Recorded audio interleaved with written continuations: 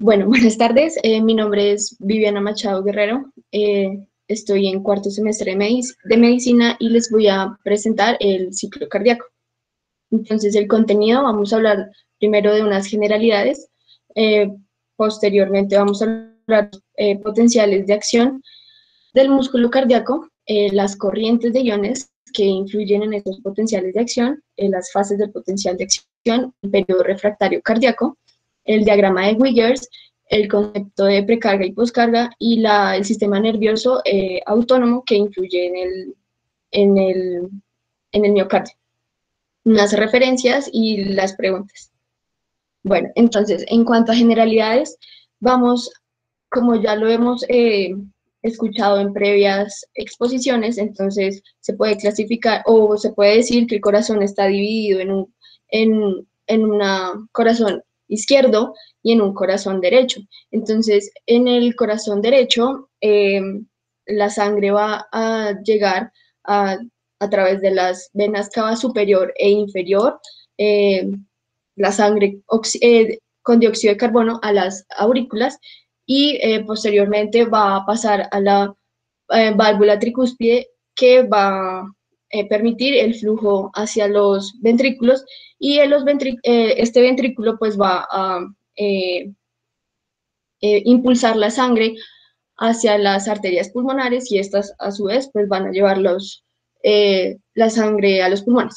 En cuanto al corazón izquierdo, entonces ingresará la sangre oxigenada proveniente de las venas pulmonares a la aurícula izquierda, pasará posteriormente pues a la válvula mitral y va a llegar al ventrículo.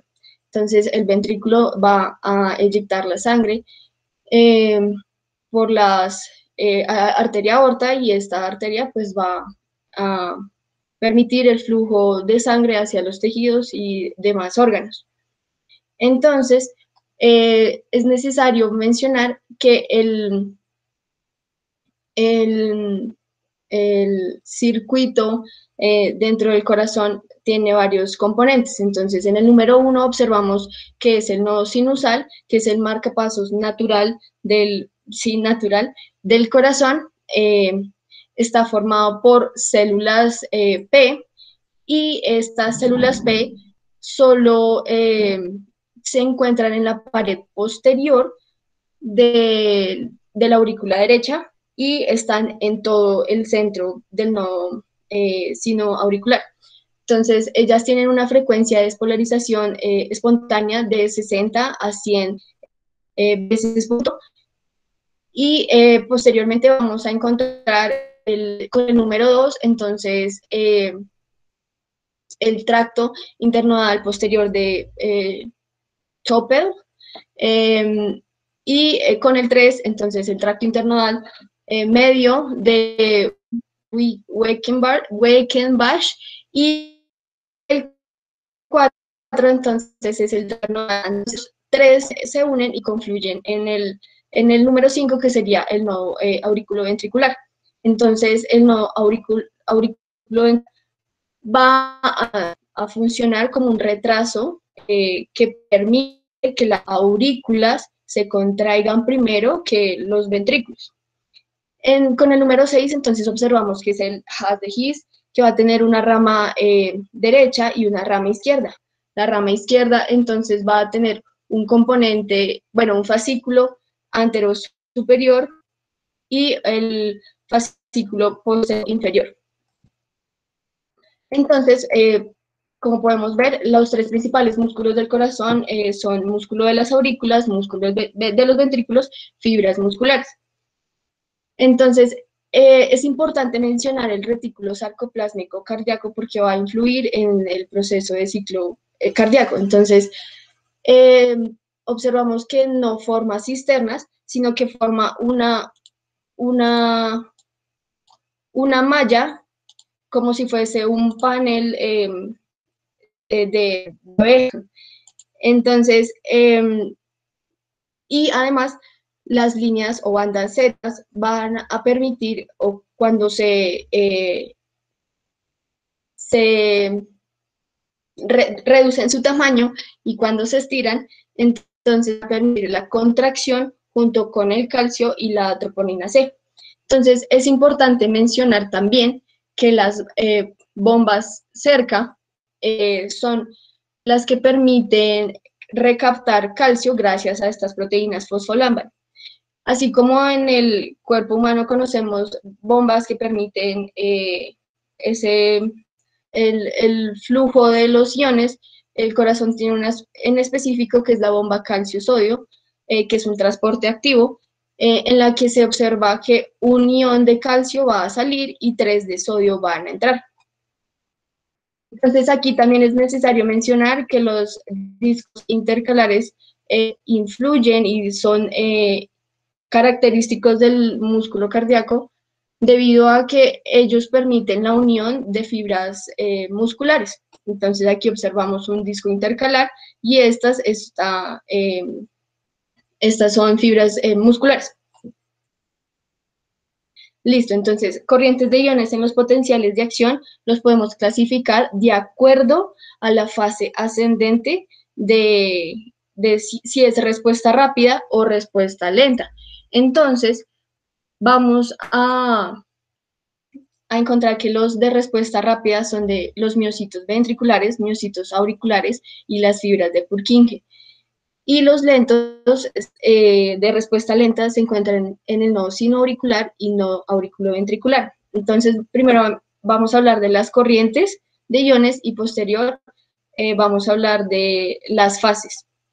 Entonces, la corriente de sodio es la responsable de la despolarización rápida de los miocitos ventriculares, auriculares y de Purkinje.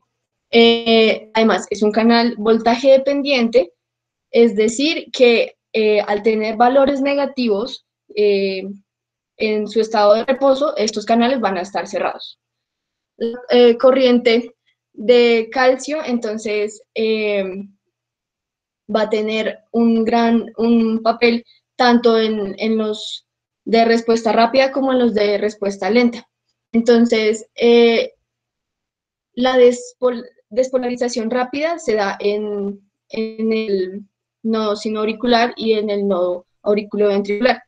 Y en los cardiomiocitos, entonces el calcio va a tener un papel importante en la fase 2 de la meseta. Entonces también es un canal voltaje dependiente y tiene dos tipos de canales, unos canales tipo T, transitorios, y canales tipo L, pues que son de larga duración. Los de tipo L pues influyen en esa etapa de meseta, en la fase de meseta, y los de tipo L van a estar acompañados pues con los canales Fanny, pues que se encuentran en los de respuesta lenta. Entonces, la corriente de potasio tiene un papel en la repolarización, tiene un componente rápido y un componente lento, y se encuentran los miocitos cardíacos. Y finalmente, entonces, la corriente FONI tiene una actividad en el nodo sinoauricular, nodo auriculoventricular, y también es un canal voltaje dependiente, pero ¿qué es lo característico de este canal? Es que mientras estos permiten la acción, permite la repolarización de los miocitos contráctiles. Entonces aquí observamos que a esto se debe a que se clasifiquen en rápidos, ya que no se demora o tiene un tiempo mínimo respecto a para que se dé la despolarización. Ahora, entonces, las fases del potencial de acción. Entonces, vamos a encontrar que en la fase 0 está la entrada de sodio, y va a permitir que el potencial, el potencial de acción, que es, o sea, que la membrana estaba en reposo en menos 85 milivoltios, va a pasar a un valor de más 20 milivoltios. Y bueno, en la fase 1, entonces aquí ocurre una inactivación de esos canales de sodio y hay una salida de potasio. También es necesario mencionar que aquí hay un ingreso de cloruro, lo que va a permitir esa bajada abrupta pues en la meseta. Y esta fase se llama repolarización rápida inicial. En la fase 2, entonces, se debe a que los canales dentro de calcio y sodio pues están abiertos. En la fase 3, que es la repolarización rápida propiamente dicha. Aquí era la repolarización rápida inicial. Entonces, en la fase 3 es repolarización rápida, rápida. En donde se cierran esos canales de calcio-sodio y pues se van a abrir esos canales de potasio. Sí. Y la fase 4 se puede llamar también fase diastólica del potencial de acción. Entonces, aquí observamos que difiere porque,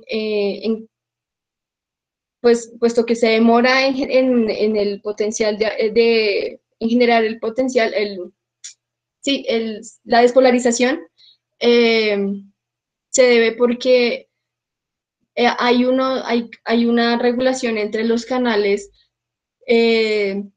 sodio y los canales FANI. Entonces, como que no deja los canales FANI como repolarizan y los canales de sodio despolarizan, entonces como que por eso se da esa mini curva.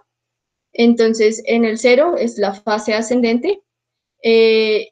Aquí no observamos que no necesita y que no esa caída abrupta del potencial. Y bueno, entonces el periodo refractario es en el que, o sea, es un periodo en el que no puede haber ningún periodo refractario absoluto, es en el que no puede haber ningún potencial de acción adicional, ya que los canales de sodio están abiertos. Pero si en este punto se generara una fuerza, un estímulo demasiado potente, podría despolarizar la célula y a esto se le conoce como un periodo refractario relativo. Bueno, entonces, ciclo cardíaco. Viviana, Señor. si quieres, Sí, señor. devuélvete un momentico 2 diapositivas atrás. Listo. Explícame en tus palabras, o sea, fácilmente, porque siento que te enredaste. O sea, yo sé que lo sabes, pero explícamelo simple, ¿listo? Entonces, ¿qué pasa en la 0? ¿Qué Con la pasa en la 1? gráfica, Con lo que quieras. bueno, entonces, Si quieres con la gráfica o eh, como quieras. ok. Súper rápido, Entonces, dale. en la fase 0, entonces vemos el potencial de acción ascendente y es una despolarización subumbral. ¿Qué quiere decir esto? Que la membrana la célula estaba en reposo en menos 85 milivoltios y hubo una despolarización que produjo que el potencial de acción llegara a más 20 milivoltios. Y eso se debe pues a la entrada de sodio. Después entonces vamos a observar que va a estar la, la, la,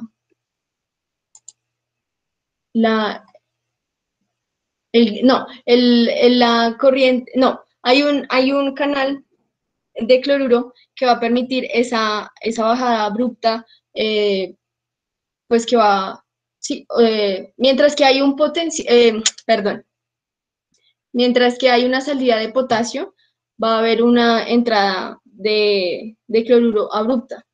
Entonces, por eso se genera ese descenso. Y en la fase 2, pues se genera debido a los canales calcio-sodio que están abiertos y por eso, pues como el calcio ayuda a que la meseta sea prolongada, entonces esos canales deben estar abiertos ahí y en la fase 3 esos canales van a cerrar y el paso del, del ion potasio va a tener que abrirse para que este ion salga. Mejor.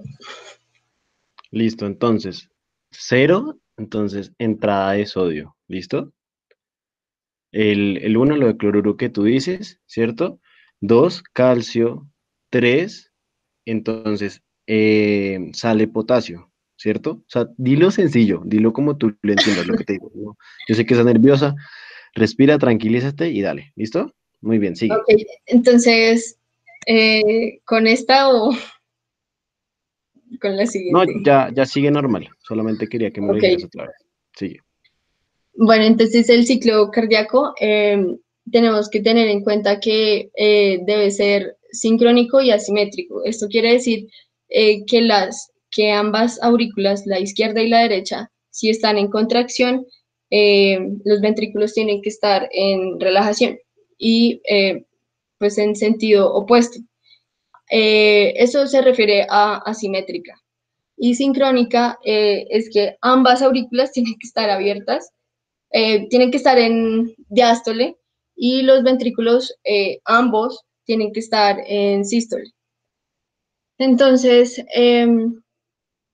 las cuatro válvulas van a estar cerradas por unos segundos al mismo tiempo, pero jamás van a estar abiertas todas.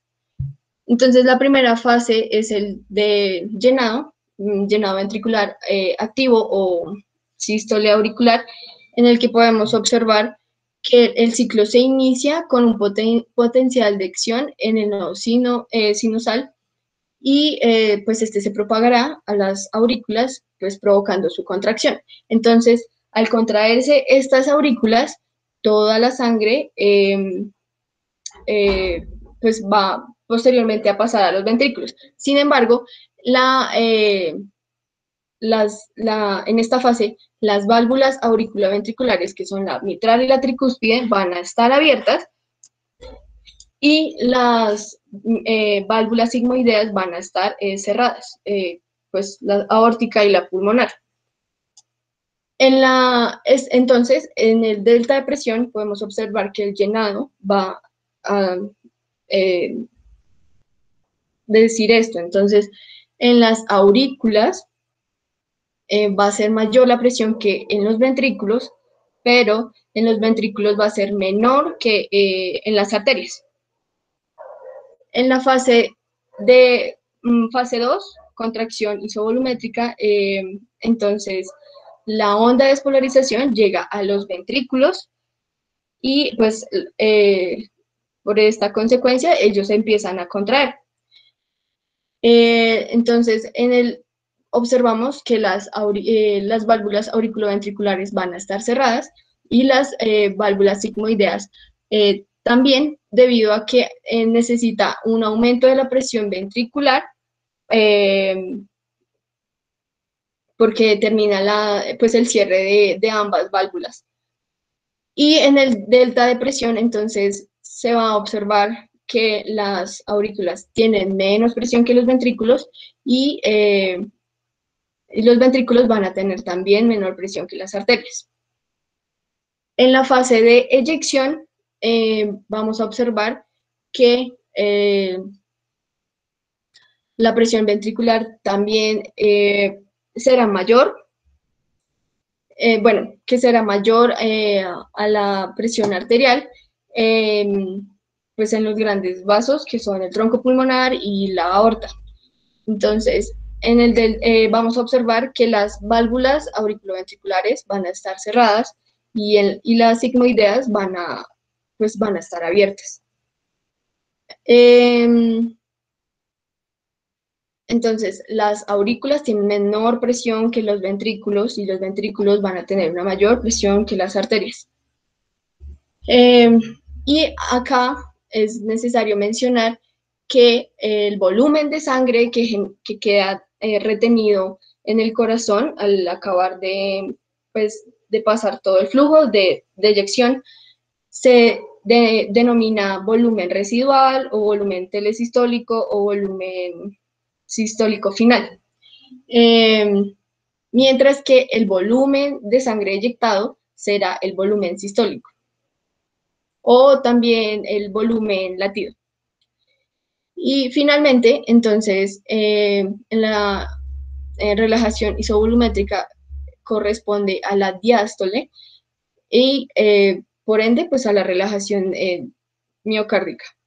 En esta fase, el ventrículo se relaja, hace que la presión en su interior pues descienda y también, o sea, desciende tanto que va a ser inferior a los grandes vasos.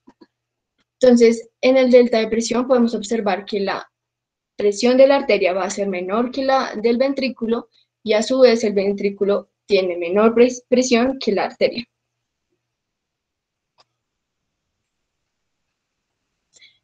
Entonces, aquí podemos observar unos componentes aritméticos y el fonocardiograma. Entonces, es necesario tener en cuenta y claro que el volumen contenido al interior de los ventrículos se llama volumen telesistólico. El máximo, entonces, aquí se va, en el fonocardiograma, pues va a producir los sonidos característicos del corazón, el love-dub. Entonces, estos sonidos, ¿cómo se saben? Bueno, este gráfico entonces nos va a permitir que los fenómenos contractiles del ventrículo ocurren desde el cierre de las válvulas auriculoventriculares hasta el cierre de las válvulas sigmoideas. Entonces, cuando S1 inicia la fase de contracción isovolumétrica, empieza el sonido S2. Entonces, todo lo que ocurre entre S1 y S2 es la sístole y todo lo que ocurre entre S2 y el próximo sonido, pues entonces es la diástole. S1 tiene dos componentes. Uno es el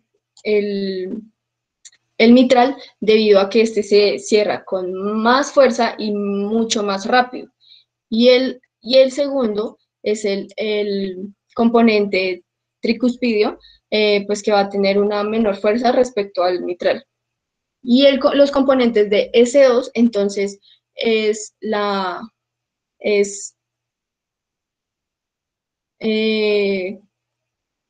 como la válvula sigmoidea aórtica está pegada a la aorta y la sigmoidea pulmonar está pegada o está cerca al tronco de la arteria pulmonar. Entonces, la sigmoidea va a tener una presión de reposo de 80 milímetros de mercurio y la de reposo de la pulmonar es 8 milímetros de mercurio. Entonces, la aórtica se cierra mucho más intenso y más rápido. Listo, aparte, muchachos, para que no se confundan en eso, que igual lo van a ver después, sobre todo los de cuarto, es siempre el corazón izquierdo se contrae, obviamente, primero que el derecho, ¿no? Entonces, primero, siempre los componentes izquierdos van a ir primero. Pero estos ruidos, así tienen los dos componentes, se escuchan como uno solo, ¿sí? Por lo que ya dijo Viviana, son asimétricos, ¿cierto? Pero la diferencia entre estos dos son muy pocos. Solo escuchamos dos ruidos, no escuchamos cuatro, ¿listo? Normalmente. Entonces, siempre, o sea, más que aprendérselo, siempre recuerden que el izquierdo se contrae primero que el derecho, ¿listo? Sigue. Listo, entonces en el componente aritmético, entonces el gasto cardíaco es igual a la frecuencia cardíaca por el volumen latido, que es el volumen latido. El volumen latido es la diferencia entre el volumen telediastólico y el volumen telesistólico. Entonces, el volumen telediastólico es el mínimo, o bueno, que se logra durante la fase de relajación isovolumétrica y va a tener unos valores entre 30 a 80 mililitros por latido. Y el componente volumen telesistólico, entonces vamos a observar que el máximo se logra durante la fase de contracción isovolumétrica, que es pues que tiene un rango entre 100 a 150 mililitros por latido. Ok, entonces este es un diagrama de Wiggers que en el eje X podemos, pues se mide el tiempo, y en el eje Y pues va a tener varios componentes como la presión sanguínea, la presión aórtica, la presión ventricular, la presión auricular, el volumen ventricular, el electrocardiograma, y estas, flujo arterial y ruidos cardíacos pues es opcional. Entonces, podemos observar que aquí nos muestra lo que previamente ya les había dicho sobre el lobdub y el espacio que hay entre S1 y S2 y entre otro sonido. Entonces aquí podemos observar que hay un cierre de la válvula auriculoventricular que va a producir un incremento del volumen de la presión en milímetros de mercurio, y cuando la contracción isovolumétrica sucede, entonces la apertura de la válvula aórtica pues se va a dar. Posteriormente, en el pico se va a dar la eyección, y cuando cae el potencial, entonces se va a reflejar la relajación isovolumétrica. Entonces, en ese sentido, se va a cerrar la válvula aórtica. Aquí podemos observar entonces el electrocardiograma, que tiene una onda P, una onda Q, una onda R, y una onda S y una onda T. Entonces, en este pequeño gráfico podemos observar que la onda P de color azul es la deflexión positiva debido a la despolarización de las aurículas. Su duración pues es menor a 120 milisegundos, y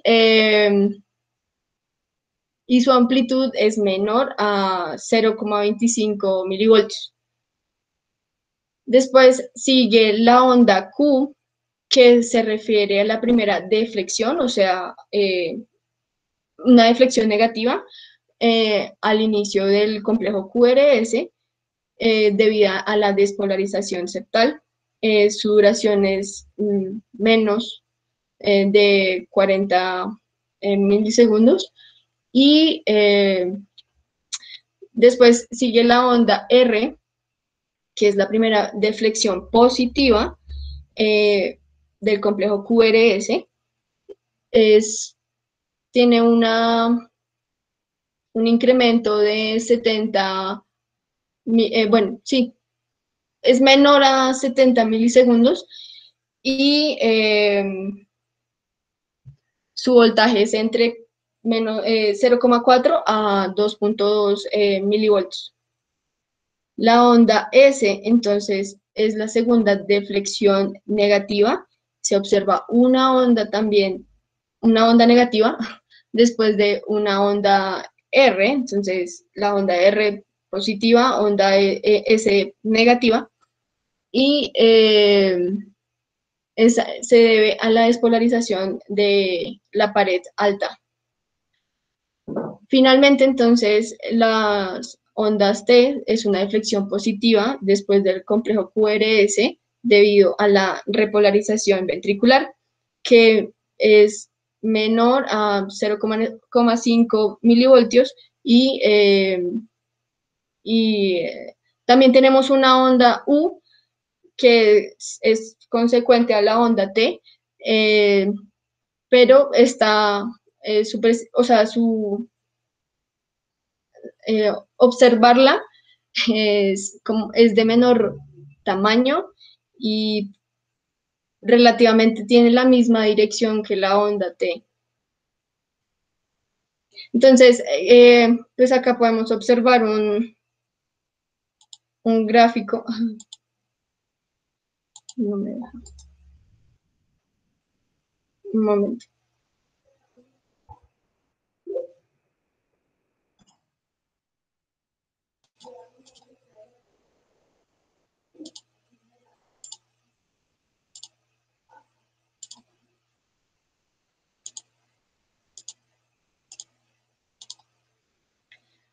Entonces, aquí podemos observar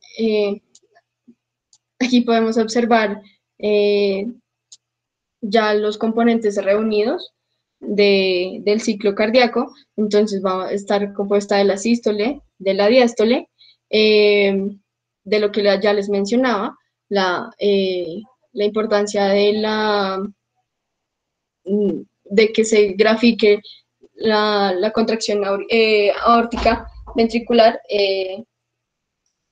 Y bueno, entonces acá en la sístole pues se va a... Entonces así sucede el ciclo cardíaco y nuevamente aquí está el electrocardiograma y los sonidos.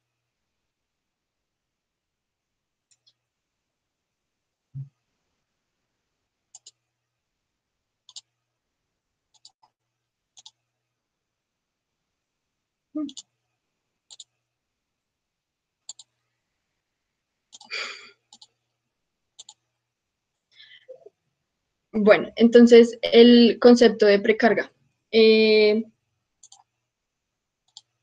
La precarga, entonces, es la presión ejercida por el volumen telediastólico sobre la cara interna de los ventrículos. Entonces, es un agonista del gasto cardíaco, o sea, van de la mano, porque cuanto más precarga, más gasto cardíaco. Esto quiere decir que cuanto mayor sea el volumen telediastólico y por tanto mayor presión ejercida sobre las paredes del ventrículo, entonces con más fuerza se va a contraer el ventrículo. Entonces, acá hay una premisa que entre más fuerza hace el ventrículo y si hace más fuerza, entonces más sangre se va a bombear. Esto se puede explicar por el mecanismo de Frank Starling, que nos dice que el corazón es capaz de expulsar el excedente de sangre que, que retorna a él, y esto se debe a la importancia del alongamiento de las sarcómeras. Entonces, cuanto más sangre retorna al corazón, más se van a estirar las sarcómeras y esto entonces va a tener una mayor fuerza dentro de los ventrículos y o sea, si el corazón llegase a un poquito, si llegase un poco más de sangre, entonces las sarcómeras se van a estirar un poco más y en digamos, los límites fisiológicos del corazón son capaces de soportar pues, esa, esa presión, esa sangre eyectada, pues excedente de que retorna a él. Entonces, porque se dice que el gasto cardíaco es un agonista de la precarga, porque si hay mayor precarga, entonces se activa entonces este mecanismo de Frank Starling y va a generar una mayor fuerza de contracción, pues para que se expulse el excedente de sangre. Y la poscarga entonces es la resistencia contra la cual el ventrículo realiza un trabajo. Este es el antagonista del gasto cardíaco. Entonces, ¿qué significa? Cuanto mayor es la presión en la arteria, más tiempo le tomará al ventrículo abrir la sigmoidea. Entonces, si el tiempo utilizado para inyectar la sangre es menor, entonces el total de sangre pues será menor.